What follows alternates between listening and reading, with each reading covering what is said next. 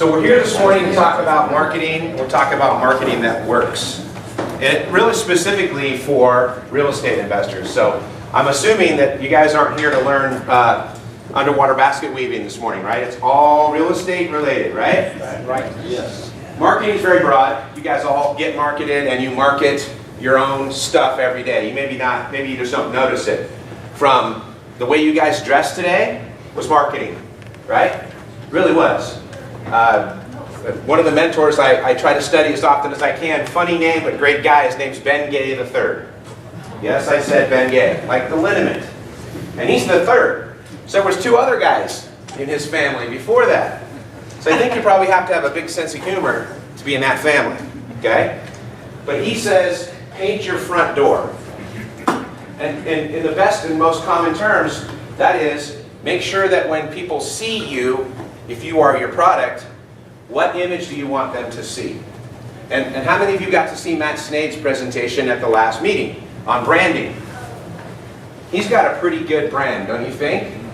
Very, very contemporary, very, he's paid attention to it. And I couldn't help but think, you know, Matt's paid a lot of attention to his front door. Okay? Well, we can project the image that we want to project if we are conscious about it. So let me explain. I've been buying real estate and transacting in real estate for about 15 years, maybe a little longer than that. But I had another job at the beginning. How many of you have another job? So you love this because real estate's your second job or your third job. Okay? Well,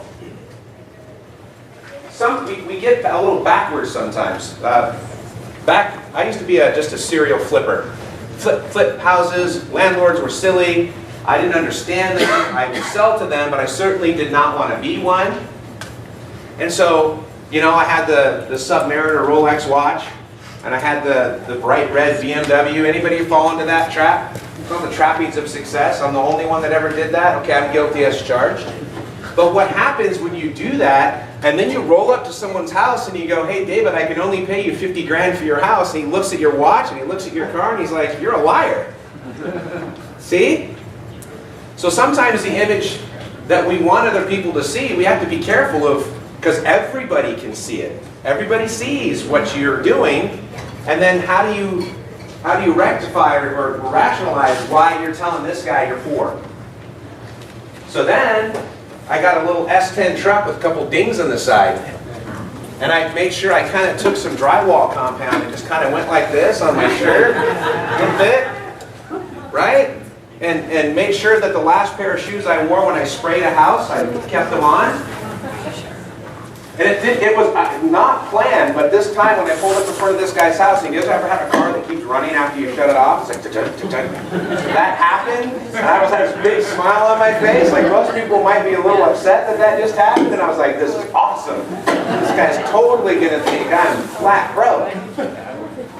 So, image has a lot to do with it. And as we go through these individual marketing pieces today, I want you to understand that I'm abnormal. My brain is not normal. Just please know that. After 10 years as a deputy sheriff, doing the kind of things you have to do in that job, dealing with the people you have to deal with, one of your only defenses is to either become really cynical and distrusting of everybody, or to develop what they kind of describe as tombstone humor. So you're kind of irreverent and kind of maybe a little sarcastic. And so I'm more than a little of that, but also what it teaches you to do is think in a way that others don't think. And when you're a cop, it's normal. Everybody is abnormal. If that makes sense. Your friends are cops. Everything you do is cop stuff. You kind of alienate other people. But I kind of started flipping that over. So I'd be the guy that would, more often than not, find the homeless guy sitting in front of the 7-Eleven, because, you know, cops love 7-Eleven. You guys got donuts back there, and I can't hardly, it's like a magnet, it's like a tractor beam pulling me some donuts. But, you know, when I was patrolling back in the 90s, there wasn't 24-hour everything. The only thing that was open when we were working overnight was 7-Eleven and Winchell's. Right? Winchell's Donuts at 7-Eleven, because the donut guy working at 2 in the morning, he's very happy to have you come in his parking lot. Because he doesn't want the other guy with the ski mask to come in his parking lot. So, you know, this is Body by Winchell's right here. I've tried to drop it, but it just keeps coming back like a boomerang. So what happens is, you know, late at night, it's just you and the bad guys that are out. So what you have to do is kind of figure out how to get in their head. So when I tell you that there's some abnormal concepts, I'm warning you.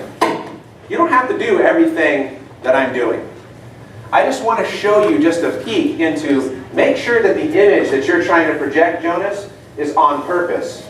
And realize that sometimes your on-purpose image can yield benefits, right? Or negative consequences. And always be ready to change. Don't get so stuck on one way or one marketing piece that you're not able and willing to drop it and move on to the next one. Okay, speed of implementation, and we'll cover that a little bit today. So let me get a few things going here and show you what I mean. Are you guys done with the iPad yet? Still checking people in? Just whenever you're done. Is that clicking coming from the... Yeah, it's a speaker. I'm not trying to beatbox or anything, honestly. It's just happening. Well, we can hear you back here without it. Personality. You can? Are you sure? Because before, they couldn't.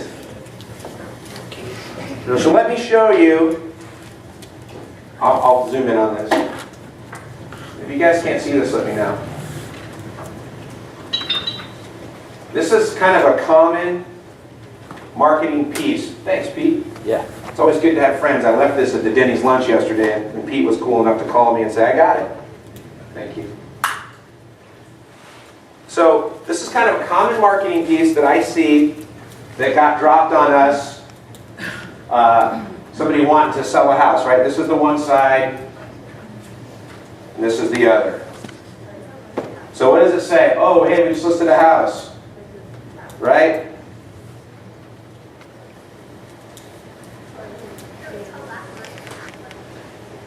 What does that say? Do you know a buyer for this home? Call Rick. Are you thinking of buying or selling your home? There's never been a better time than today. Call Rick to see how he can get you the most money with the least hassle and in the least time. Also, ask for your free market analysis of your home's current value. Don't put it off any longer. Anybody ever see one of these? Okay. Why did he send this piece? He sent this piece because he's, for lack of a better term, right, he's farming for other sellers. Even though he says, you know, a buyer for this home, he's really trying to get other sellers to say, hey, I'm really good, David, and I will market your house too. Not a bad thing to do. Right, Riley? I worked for Keller Williams way back in the day, and they had all kinds of stuff like that just sitting there ready for you to order, print, right, drop them. So he is doing something when and again, here's the other thing. He actually doesn't have this house listed. It is listed, Randall, but he does not have it listed. Does that make sense? Yes. Right? He can do that, but how many of them really do it? So what I want to make sure, one of these lessons is, in addition to, we're going to tear this piece apart a little bit and see how we could have done what he did right, what he did wrong, what you guys think. But here's the thing. If he didn't list this house, but he's marketing that house, that's using your head, right? He's trying to get other people in the market to call him, okay? It has a color picture on it.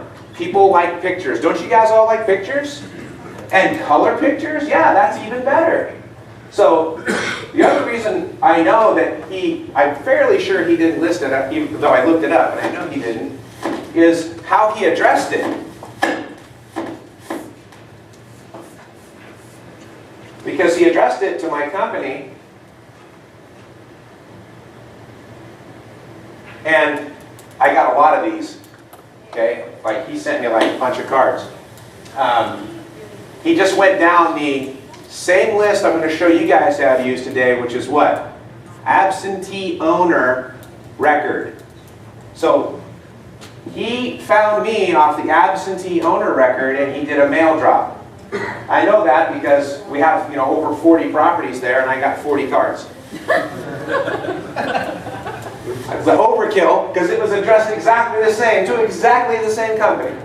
But the other thing I thought was kind of sexy is this picture. Huh? Look at this picture. Grr, baby. Look at that. He's like, man, I'm gonna list your house right now. Real estate is the only industry where we put our picture. You realtor guys always put your picture on stuff. It's so awesome, don't you think? I mean, I don't know how much confidence it inspires. My cardiologist doesn't say, hey, check out my picture. He just does not do it. I never get another card with the picture on it, except realtors. So I don't know. And it's okay, I've never met Rick. And again, sorry Rick, if you ever see this, I'm not really trying to pick on you. You're doing a good job marketing. Usually those pictures are from high school. And then you meet the guy, and you're like, where, are you his dad? So I bring that up because if you are going to put your picture on something, here's my advice. Make sure it's a current picture. And I would not just put a picture of myself. Maybe put a picture with you and your kids, or you and your dog, or something else. I just think that, for me, in the marketing research that I've done, that's wasted space. For me, that's just a waste of space. I don't want my picture on there. I would rather, he's got his website on there, that's good. Okay, so, some of the things I like about this card, some of the things I want you to pay attention to. Did he use, what kind of postage did he use? He used live stamps, okay? If you're going to do a postcard or a letter, I want you to be using a live stamp, a sticky stamp, right? Don't do the bulk sort. I know why you do it, and I've done it in the past, but if you're trying to get, sticky is the term for the day, right? Right, Mr. Kent, David Kent, we want sticky marketing, something that people look at and want to hold on to. And live stamps, and it's cool, he used the 29 center and the 4 center, whether that was by design or not, they look cool, right? Does everybody agree? That looks cool? Yes, David. Why? Why to use a live stamp? We're going to talk about this right now. How many of you still get regular mail? Everybody's hand should go up. If you can't, man, that's awesome. If you can somehow figure out how not to get the live mail, or maybe you just don't look at it yourself, maybe that's more accurate. What do we usually do? If you're anything like me, I sort my mail over the garbage can. Anybody else? Yep. And just, the feel of it, the look of it, I don't care what you're saying. I don't know why it's clicking. I don't know what they're selling. I'm just going to chuck it. Yeah, it's just ridiculous, right? Is it the button? It might be finger button.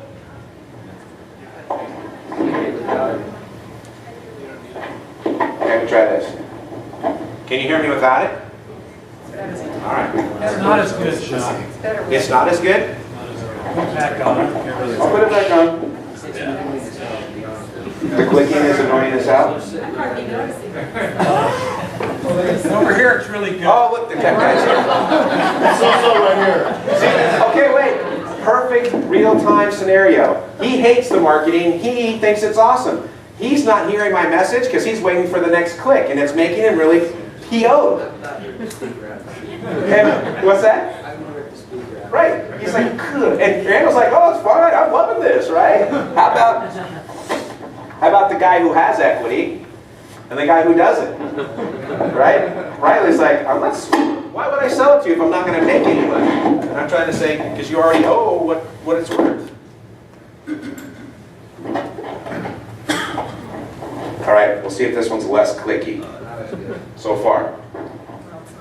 I'm not even, I'm just going to put it in my pocket, right? I swear to God it's not my pacemaker. It's shielded. I'm not kidding, I actually have one. December 3rd, 2010, for those of you who don't know, I died. Flat died in my office. Fell over, cardiac arrest, sudden cardiac arrest.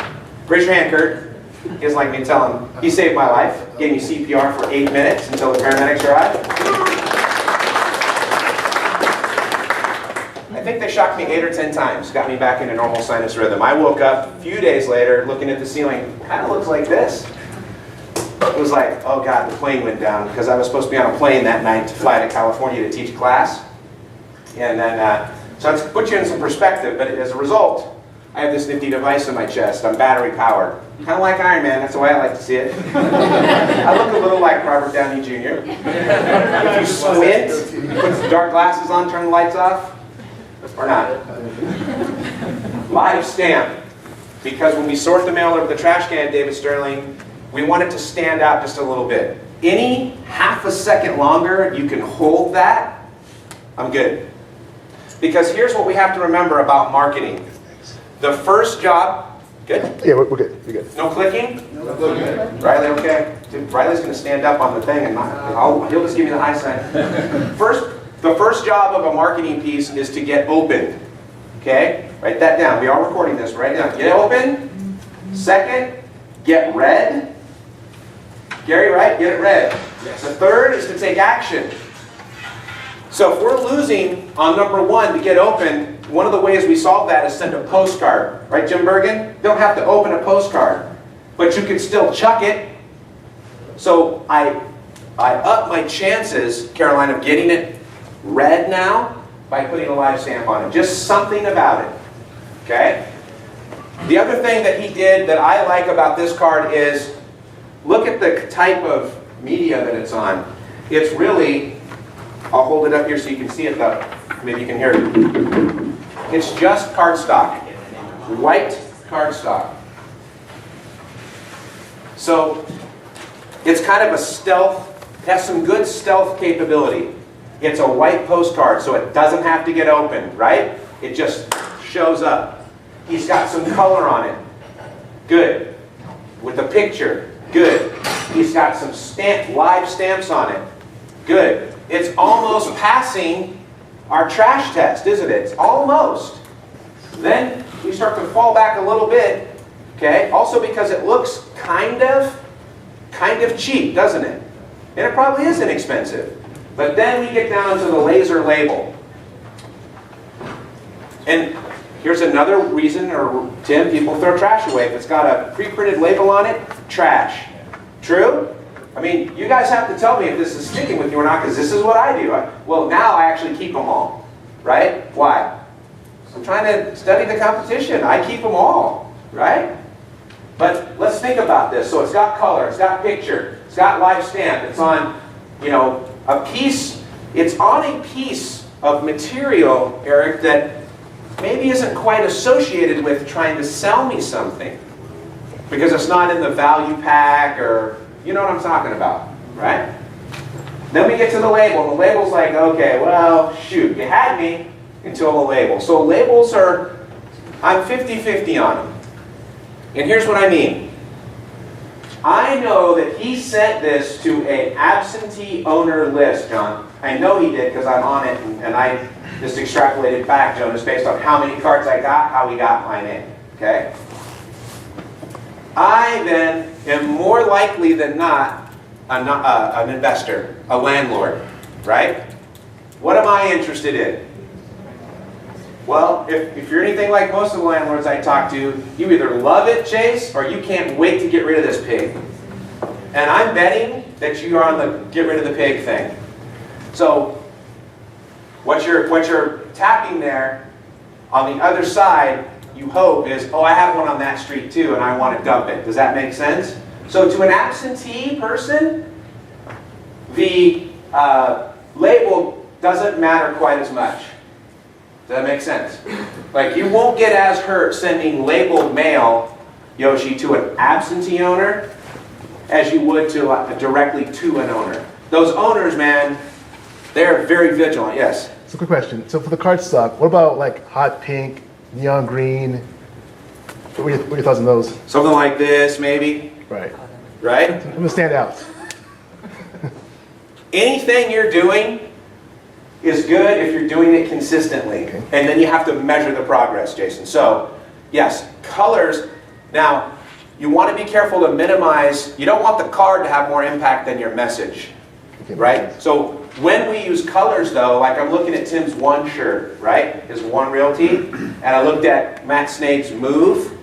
You want to incorporate your colors on anything that you're doing. Right. But colored cardstock doesn't really get a lot of results, with the exception of the one killer piece that I'm going to show and share with you. Some of you are already using it. How many of you are using my postcard mail piece with any success?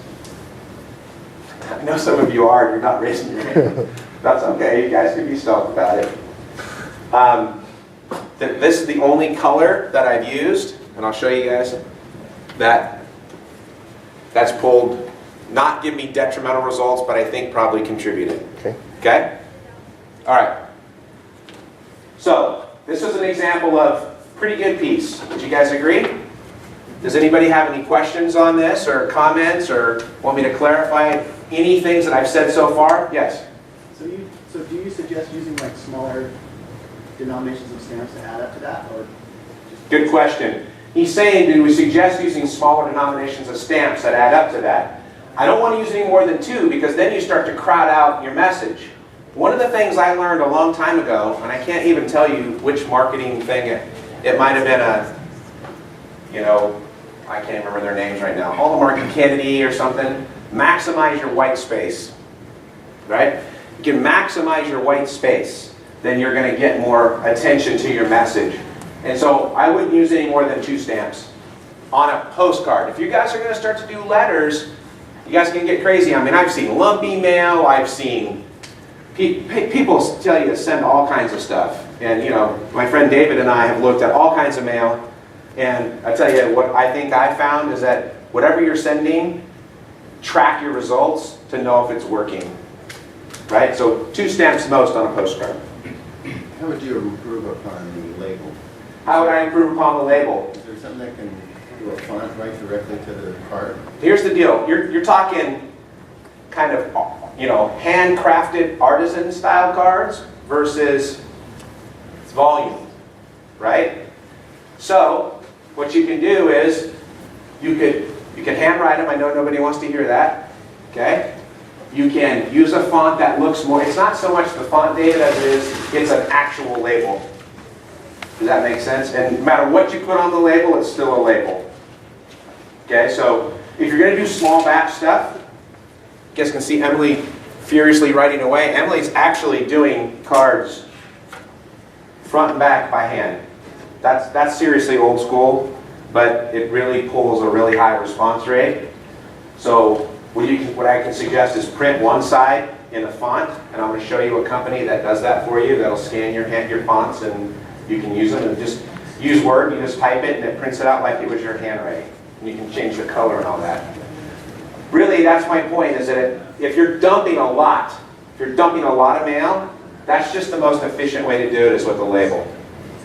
I still haven't figured out how to not use the label and do, I know we're talking, you're doing 1,600 a week, you want to use labels, right? Anybody agree with me? Disagree with me? Who's another one over here? Yes? I just noticed that most realtors put cheesy, I call them cheesy, statements about buyers selling pick Rick, things like Pick that. Rick. You just go, why do realtors always have cheesy things? But Right. anyway, Pick Rick, pick your nose, my pick a question seed. is, Yep. would you have something cheesy like, I call them cheesy, statement like that on there? Do I have a cheesy statement? Would you No, put one? I don't think my stuff is cheesy, but maybe. Sometimes cheese is good, right?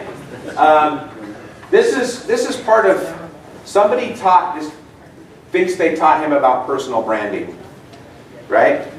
I mean, one guy that I think has pulled it off is the Marshall, Aaron Marshall. You guys know that guy, Carol Williams' agent in Utah? No? He puts a ton of ads out. TheMarshall.com. His name's Aaron Marshall. Marshall Group. The Marshall Group, right? And that kind of works because that's, okay, Marshall, all right, cool. You're kind of the new Marshall in town. I don't know. But okay, this is a good point though, Dave. How many realtors do we have in the room? Okay.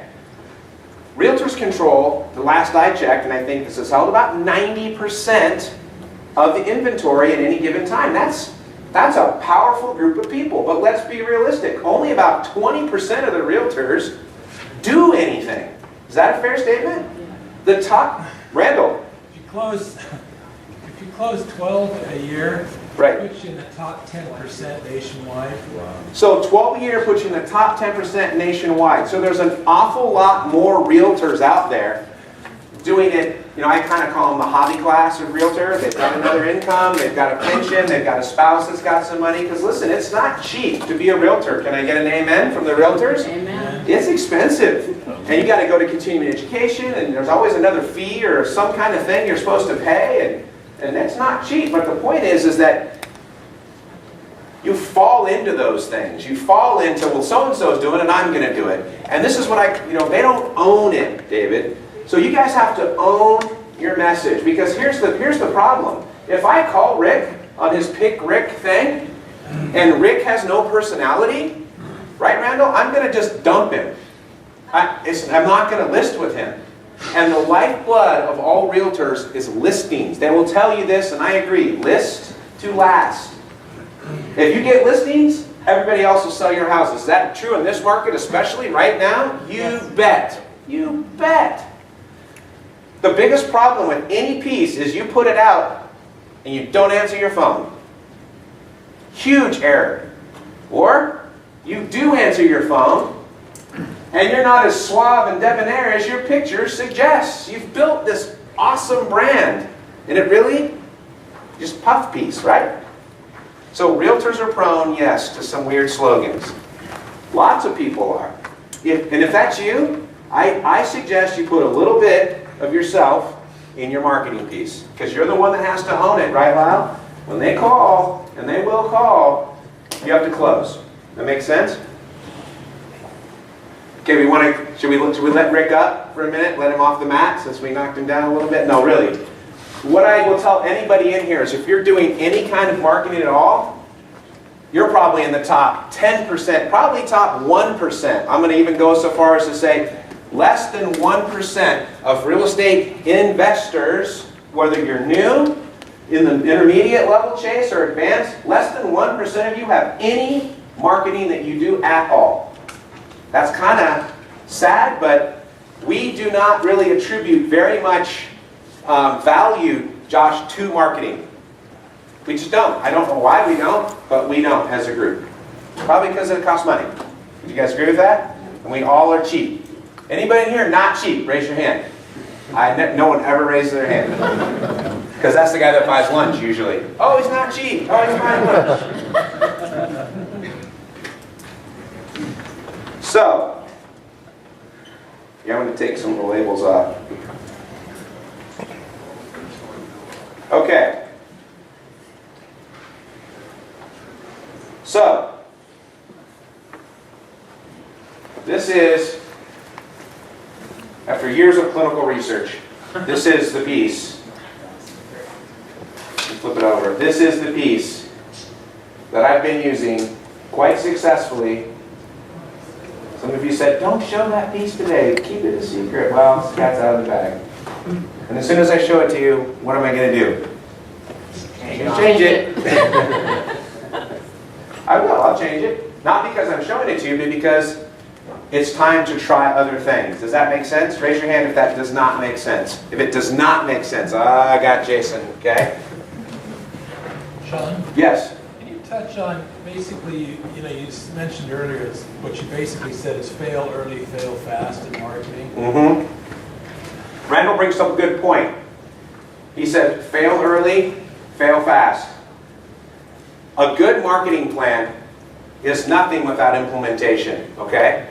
So, what I find a lot of you doing is you'll study, and you'll practice, Tim, and you'll sit there, Lyle, and you'll develop the perfect message, and you're going to do something no one else has ever done before. And then you don't. You put it off, right? The next step to that is you start it. And it's such a huge undertaking, right, David? It's such a cool thing. Maybe you're sending out Buzz Lightyear spinning lighted toys. I don't know what you're doing. Oh, call me for the Buzz of a lifetime. Ah ha ha, something funny. It's too expensive and it's unsustainable. And now you're failing again. So you either fail to even start, or you start and it's so overwhelming to you. Remember, you guys have more than one job. If you put something together that's really intensive on a labor thing or a cost thing, you're going to stop, Gary. You're just going to quit doing it, and you're going to get knocked out real early. Because your early failures, instead of inspiring you, Riley, they will knock you out of the box. And you'll just say, this stuff doesn't work. I didn't get one call.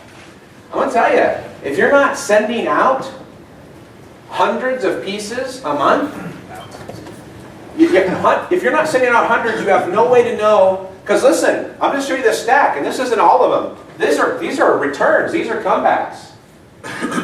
This is stuff that came back. Address not known, return, whatever. And this is 400 a week. And again, this is not all the comebacks. So what are you learning from this, as Randall said? Cull your list, right? These need to come off your list because what? There's you why remail to these people. Fix it or dump them. Okay? So when we talk about fail early, fail often, what's working? Is your piece getting out? Did you put stamps on them? Some of them went out with no stamps. Not a lot, just a few. Some of them went out with stamps and no address, and they canceled the stamp. Dang it. That was, man, I had a bone to pick with the post office. Okay? Okay, so what I'm saying is this piece right here was developed just from little pieces that I had learned, the input that I was receiving from return phone calls. So we start at the top. I want to buy your house in. Well, listen, let's think about this. This one says Orem, right? Right? Well, I can't just do a bunch of these cards and send them not to Orem. If the house is not in Orem, are they going to notice? I think they will. So this is more targeted. Like I have to actually sit down. I don't sit down. Emily sits down. I thank God for Emily every day because she just writes and writes and writes. Thank you, Emily. She has to know that she's sending to Orem, right? So I want to buy your house in. There's a space, right? So she can pre-do these cards and leave that out, whether it's Orem or Salt Lake City, right? But that right there is one piece. I want to try to be specific to the city that I'm targeting. Does that make sense? I'm targeting your house in Orem. You may live in California, Reed, but the house I'm targeting is in Orem. Does that make sense? Then I pay full price. Can you see the underlining under full price? There's red underlining. I pay full price. Does that say I pay over asking price? But what do they read? Full price. The next line. I am not a realtor. Why do you think I put that in there, Darren? Because they know I'm not trying to get a listing. Right? Because 99 out of 100 callbacks I make, or 99 out of the 100 calls that Emily gets, are you a realtor? First call or second question right out of the box. Are you a realtor? I'm trying, even when they get this, they still ask. Okay? I'm not. That doesn't mean I haven't been, or that I don't like them. I'm just trying to make a distinction between what one is and what one isn't. You guys get that? If you're a realtor, and you do this card, put somebody else's name on it. Talk to your broker. But if you send a card with your name on it and you are a realtor and you say you're not, I'm pretty sure that's a violation of something. Okay? So don't lie. But, if Randall put my name on there, or somebody that wasn't a realtor, we could answer that call. Then we could say, I got a good buddy named Randall. He would love to come over and give you an evaluation, or let me call my buddy Randall to send you the cost data. Does that make sense? So if you are a realtor, just don't use that line. Does that make sense? Call now for an offer. And then I have a number. Now the number is important for a number of reasons. Okay. Makes sense. For quite a few reasons. How's that? You got it. That's a Google Voice number. Okay? If you're not familiar with Google Voice, it's a very cheap, because it's free. We all are cheap in here, you already said that. It's free, and it works pretty good. There's been a couple times when it's kind of gone down on me. Not too badly, it just breaks a little bit sometimes. But you can direct it forwards. Like it can forward to a cell phone, and it can have certain hours of the day and days of the week that it'll go there. You can have Google Voice will take it. So in other words, the actual system itself can take the voicemail. You can tell your cell phone to take it. It's just really cool. If you haven't gone there, it's free. It's googlevoice.com. Sign up. Okay? and then it has my name. Okay? So we run multiple ad campaigns with this same message, just use a different name and a different number.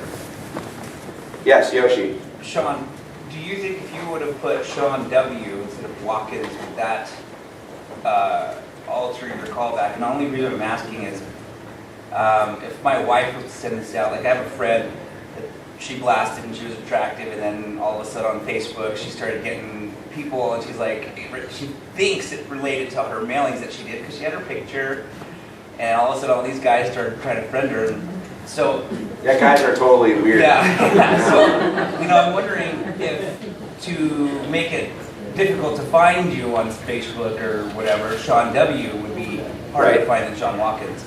It's a good point, Yoshi, but I've had it work for me, actually, because people will Google it, and then it'll link to SLREIA, or it'll link to investors' workshops, and then they'll say, oh yeah, I looked you up.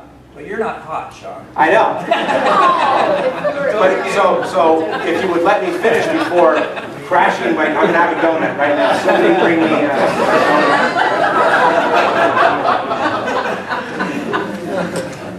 donut. So this kind of links back to my cop days and teaching weaponless defense to women. We've all heard the really bad stories about women realtors getting caught at an open house or showing a home, and horrible, terrible things happen to them. That's just a fact of life. So the good point to that is, if you're going to do this, and if you're a female, yeah, shield yourself, okay? That doesn't have to be your name on there. By the way, it doesn't have to be your real name at all, right? Our good friend Ted. What does Ted has these websites, and it must make people mad. Jen buys houses. It's Ted, it's not Jen, but it says Jen buys houses. There is no real Jen, right? So yeah, there isn't. Sorry, Ted, wherever you are. I told everybody your secret.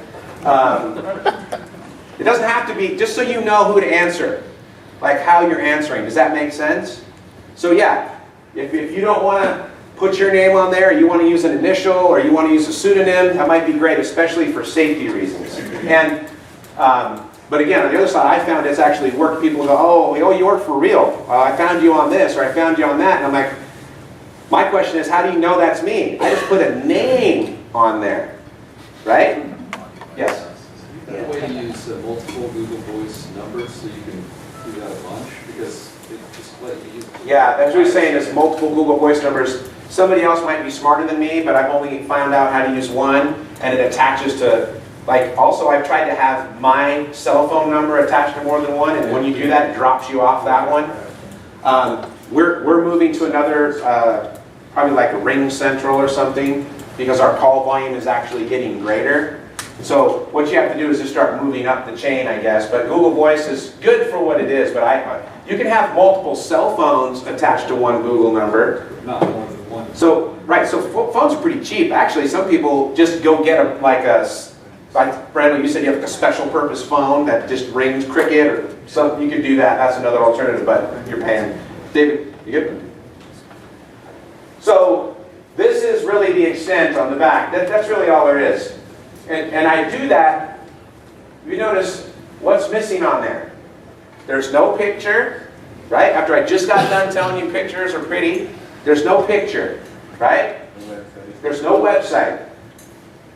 There's no catchy slogan. The color is getting attention, because that's a different, The lined color does draw your attention, okay? And when I use white cards, I take a highlighter and I highlight buy, full price, and call now, okay? Because I do use white and I do use the color. Yes, Eric? Do you buy these cards already striped? Yeah, they're right here. Let me see what they're called.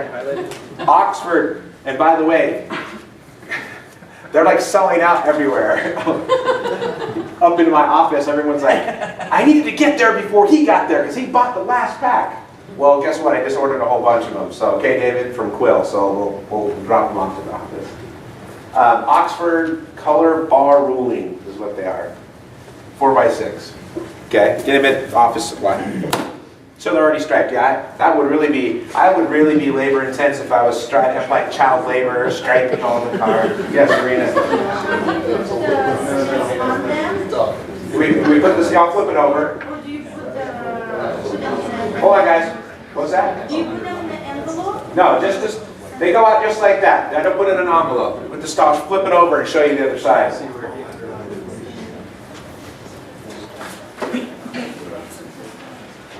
So it looks just like that. This one came back, so this one has to come off the list. So you put the stamp on the top right, you hand address it. Something you can't get with a font or a label, see where the 8's been gone over a couple times? You can't get that. And that's not by design. That's the human element. It just happens. So you have to understand, what image am I shooting for with this card? Personal connection. How often do you target the same area? Cheryl said, how often do I target the same area? Let me give, sometimes just one time, depending on what piece I'm using. With this piece, it goes out one time in the cycle, okay, unless, and again, this piece right here, that I use this piece for absentee owned property, okay, and we all know what that means, that the tax bill goes to a place other than the site. So if you have a house, this house on Madison Drive is not the house I'm trying to target. That's where they live. The house is in Orem, didn't it say on the other side? So they live in Sandy and the house is in Orem. Right? So this goes to absentee owners. The other group I mail to this are free and clear property owners. So they don't owe any debt on the property. That one's a harder one. I had to actually go back and buy that list from Data Trace and CoreLogic. I don't even know if they even exist anymore. But those are the reasons, and they're specific. I don't just do, have you guys heard of Every Door Direct mail from the U.S. Postal Service? Every Door Direct, you can hit like zip codes and stuff, but you can't sort who owns and who doesn't. Okay, so that's more of a, like a dropping them out of a plane leaflet approach, which works too. So when I do this, I'm going for a personal connection. I don't want this to look like it came out of a big marketing house. And it doesn't, does it? Does it? Okay, work for a second. So this is supposed to look like I just sat down, scratched out a card, and mailed it out. So that's why you have all the imperfections in there. Also on the top left, this is important that I found, that's a live address. That is actually my office address. Okay? Why is that important? People will actually show up at your office. I've had it happen a dozen times. I've had it happen, I have two offices, right? I have one in California and I have one here in Utah. So we do a California campaign, we do a Utah. And they show up. But show up good or show up bad? Both. Show up good and show up bad. It always, huh? Oh, so we'll do a bad one that happened a couple weeks ago. We're sitting in the office. My office combines my property management business with my acquisition business. So front of the house is property management, right? Tenants come in, bell ding, ding, ding. We know somebody's here. Okay, good. Well, my 10-month pregnant receptionist gal was at the front, just hugely massive and cranky. Anybody wife get cranky when they're pregnant? Boy, don't. And so immediately she's ready to kill somebody. Okay, and this guy comes in, and all I hear is, what the hell do you people do here? And I'm like, listen, we have an office in Ogden. We have Ogden tenants. Right? Those of you that know me, I carry a sidearm. It's an old habit, along with the donuts. So I'm like, well, either Brittany's going to kill him or he's going to kill her. So I kind of peek around the corner, and he's got one of these postcards. It was actually one of yours, David. He's got one of these postcards, and he's like, what the hell do you people do here? And really irritated. And she starts getting up, trying to, and I come around and go, sit down, girl. It's easy, girl, easy. So she sits down, and I say, oh, you got one of our postcards. And then he locks on me, and he's like, why the hell did you send me this postcard? And I said, well, you must own a house, or you wouldn't have got it. And he says, yeah. And then the very next thing he says is, he says, Joe, how did you get my name? Fair question. Because they think that I'm like with the CIA or something. I swear, they think I'm magic or I tap their phone. And I've had this before, so it wasn't a panic thing, it was a normal thing. I said, you know, hey Joe, it's a matter of public record. I'll tell you exactly how I did it if you care to know. And so his shoulders kind of went down a second, right? And then he started crying a little bit. And he says, well, you mailed this to my mom and she just died. Okay? Now I was kind of getting a sense of why he was so upset, right? And he says, I have been getting letters and phone calls of people trying to scam my mom's estate for the last month. And he says, I was sure you guys are trying to pull something. And I said, we just want to buy your house. And he said, okay, I can see that you guys are in a regular building. So I just didn't think I was going to come here. I thought I was going to find a post office box or a mail drop or something like that. So I talked with him a little bit. He lives in Ogden. The house is in Bountiful. He's going to try to turn it into a rental, right? So clearly I offered to manage it for him. Wouldn't you guys? Sure, right? So we've got that guy, and I think that we probably made a pretty good friend. There's no magic ending, like I didn't buy his house on the spot or anything like that. But they will show up. And it happens in California, it happens here. They'll show up, oh yeah, you know, what do you guys do here? Right? Same question. So it can help and it can hurt. In California, the market is, you think it's bad here, the market's insane. It's 2-3% a month increase down there. And they show up thinking that, again, you're faking them out. You don't really intend to buy the house. So if you put a post office box on there, don't think somebody's not going to check it out. Does that make sense? And in my experience, if you do put a P.O. box on the top left, it's round file.